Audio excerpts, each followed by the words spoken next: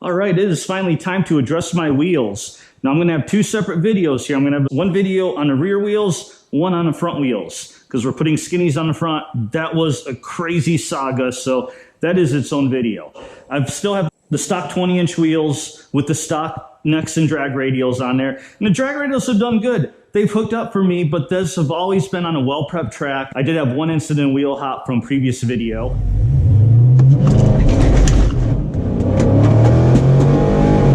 That's pretty much it. So not really any issues, but I do want to go smaller. I want to get 17-inch wheels. They'll be a little bit lighter, and more than weight, that just gives me a little bit more sidewall. With all that said, let's unveil the wheels. And I got a pair of Billet Specialties wind lights. Now these are the 17-inch by 10. They are the single beadlocks. I did not buy these new. I bought these used actually off another 1320 owner. So I already know they fit and I already know what I need to do. We're going to test fit it anyway, and then we're going to go over what you need to do to make these work. We're also going to go ahead and mount the tires.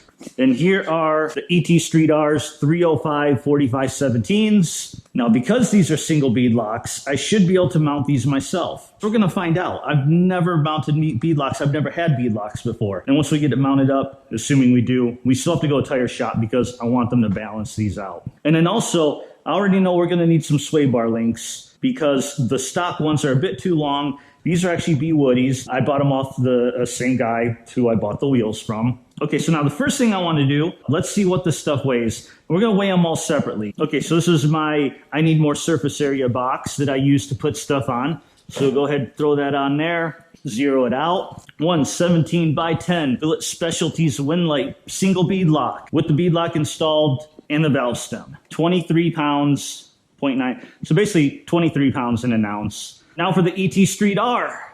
Okay, 305 45 17 ET Street R weighs 32 pounds, 12 and a half ounces. Okay, now one more thing I need to weigh, and that is these BWoody sway bar links, and we'll weigh the stock ones up to see if there's any difference. Now these are shorter, but they are definitely beefier from what I've seen of the stock ones. So those are 2 pounds, 9.3 ounces. Let's remember that for later when we weigh these stock ones. Okay, so we got the wheel off. Now, the sway bar links, what we're talking about here is here's the link right here, and this is the rear sway bar. So it's actually not the sway bar end links that hit it, it's this right here. So apparently this rubs against the wheel, so with the shorter link, it actually pulls this bar down a little bit to give it clearing. And also, one other thing I've been told, and this is a lot of 1320 owners have said this, with 17s, you want to make sure to take these wires and zip tie them really good to this bottom arm, because apparently these wires will rub against the inside of the wheel, and over time it'll wear through the insulation and damage the wiring. And then once this wiring is damaged, you need a whole new shot completely. In fact, I think the guy I bought the wheels from, it happened to him, so he was like, definitely make sure to do that. But let's go ahead and put the wheel on anyway, just to see how it fits with this bar the way it is. Okay, now one thing I do want to mention, these are the 5x115 bolt pattern, and they are their drag pack version. So what that means is, I don't know if you can see, but these holes, they've got a conical shape. So the stock conical lugs will work on these. You don't have to use mag shank. First of all, man, that looks good. So you can see the sway bar is actually hitting the wheel right there. So we need to take care of that. But otherwise, looks like it fits, which, like I said, it came off a 1320, so I know it's going to fit. Okay, so you can see this is, we got a 15 millimeter bolt and a 16 millimeter nut, and we're definitely going to need a open end wrench to hold this while we take that off. Okay, let's see if we can break this without holding this side. Oh, we kind of broke it a little bit, broke it loose. Okay, one nut.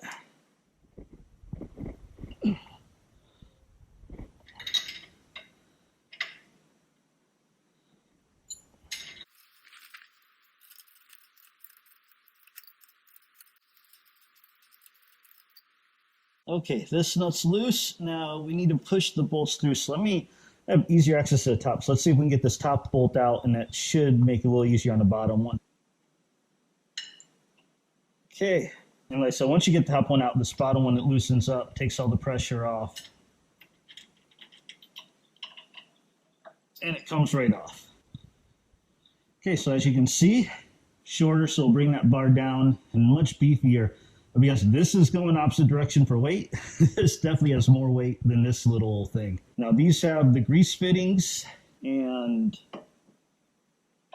I don't think it matters what side, so we're going to put it to the outside because that's going to be easier to get to. All right, since we had the harder time with the bottom, let's get this bottom one in first.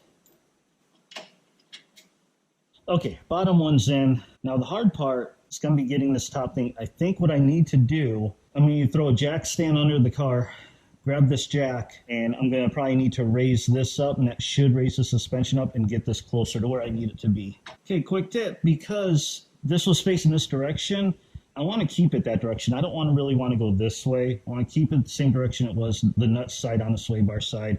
Because it's shorter, I can't get this in here. So let me take this off and get this bolt in here.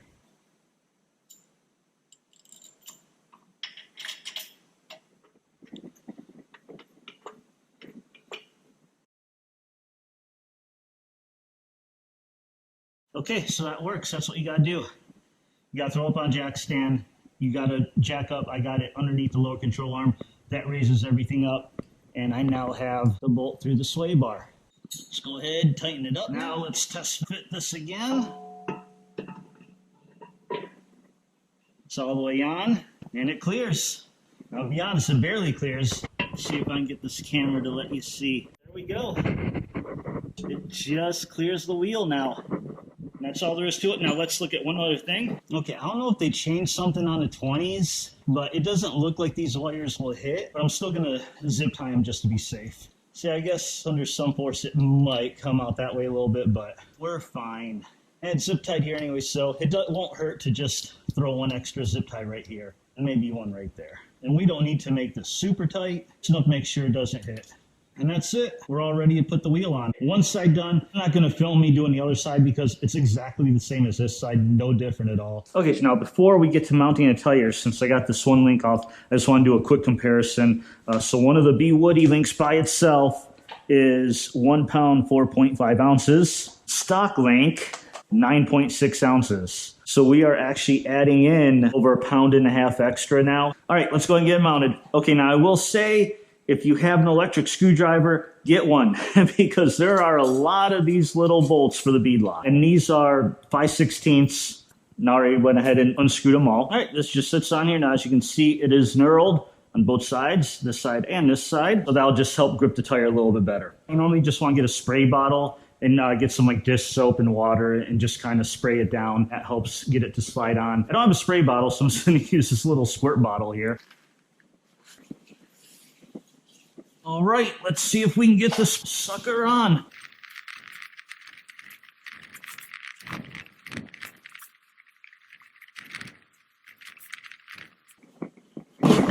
Oh, there we go. Threw my weight on it.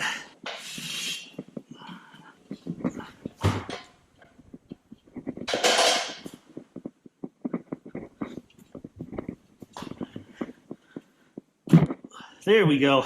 Whew, having trouble getting around the barrel. Don't like how the edges go past here, so let's see if we can.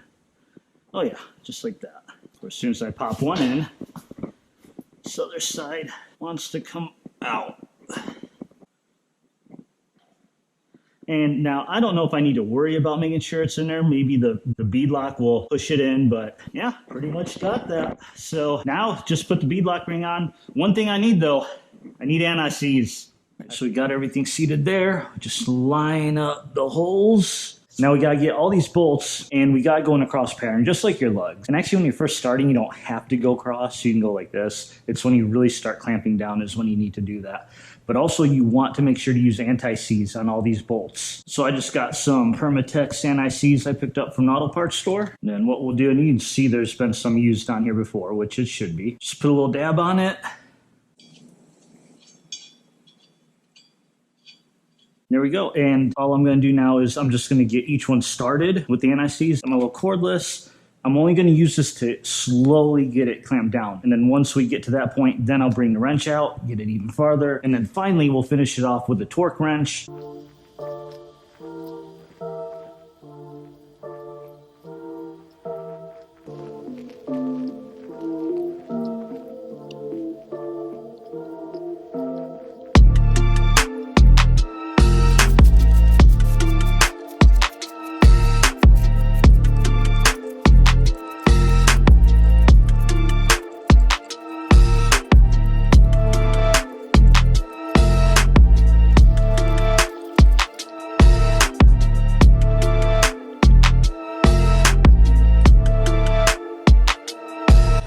because I'm so OCD about making sure everything's even, I'm doing crisscrossing over and over and over, like multiple times, a little bit at a time, getting this ring to sit. And then what I'm doing is I'm using these as markers so I know I'm jumping across correctly. So I do this one, as soon as I do this, move it over, hit this one, move it over. So that kind of helps keep things going. Now, I couldn't quite find the torque specs for Billet Specialties, but a lot of these beadlocks, they say you torque them to about 18 to 21 foot-pounds. My torque wrench is actually inch-pounds, so I need to convert it. A good old Google. So that's like 216 inch-pounds, which about maxes this little bitty torque wrench out.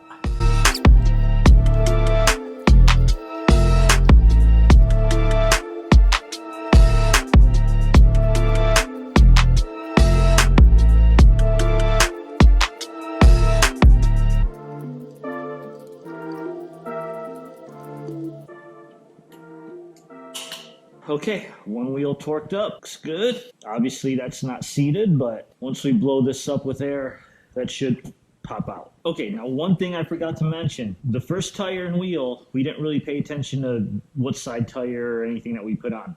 However, the second one we definitely need to pay attention to because these are rotational. So you see right there it says rotation this way. So if you're not paying attention, you could put them both on the same direction, which means one on one side is going to be correct and the other is going to be wrong. So essentially, if you're on a flat surface, you're going to have one rotating one direction, the second one in the opposite direction. So as long as you do that, you're good to go. Let's go ahead and do the second one really quick. I'm not going to bore you watching me do this. We're just going to jump to it. Okay, we got both tires mounted up, compressor going. Let's air it up.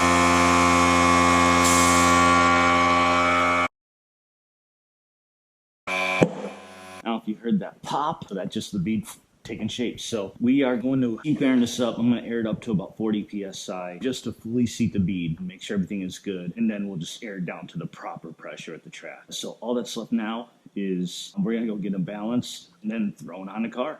Okay, moment of truth.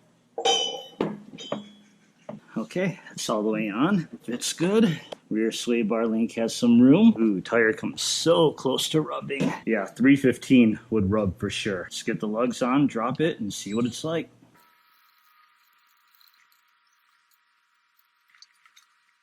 Oh no.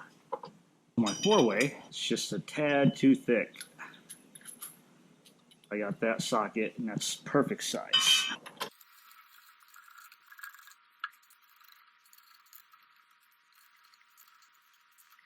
Torque wrench out and go to 95.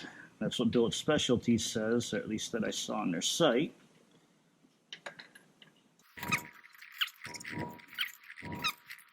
All right, car's down. Let's feel. Plastic's all good. Sway bar's good. Actually, sway bar was closest when this was hanging, so now it's down. It's definitely clear, so we're good. These wheels and tires are working. Next up, get the other side off, and then I'm actually going to weigh them so we know what the weight difference is. Stock 20 by 9.5, 275, 40/20. 58.8 pounds. Now for the 17 by 10 Billet Specialty Lite Beadlocks with Mickey Thompson ET Street R. 305, 45, 17. Feels lighter. 55.4 pounds. So we saved 3.8 pounds each side. So that's 6.8 pounds between two sides. And they say rotational mass is what, 4-to-1, 5-to-1? Let's just say 4-to-1. So that's like losing 25 pounds. Not bad. And much better traction. Even though I never had problems with those Nexans on a prep track. Okay, one other thing I forgot to check, but the balancing the weights, they do also clear at the calipers. So you can balance these, no problem. Don't have to worry about it. Sled her down. There we go. Rear drag wheels done. Well, I hope this video helped you out. If it did, go ahead, like, comment, please subscribe, and I'll see you in the next one. Peace.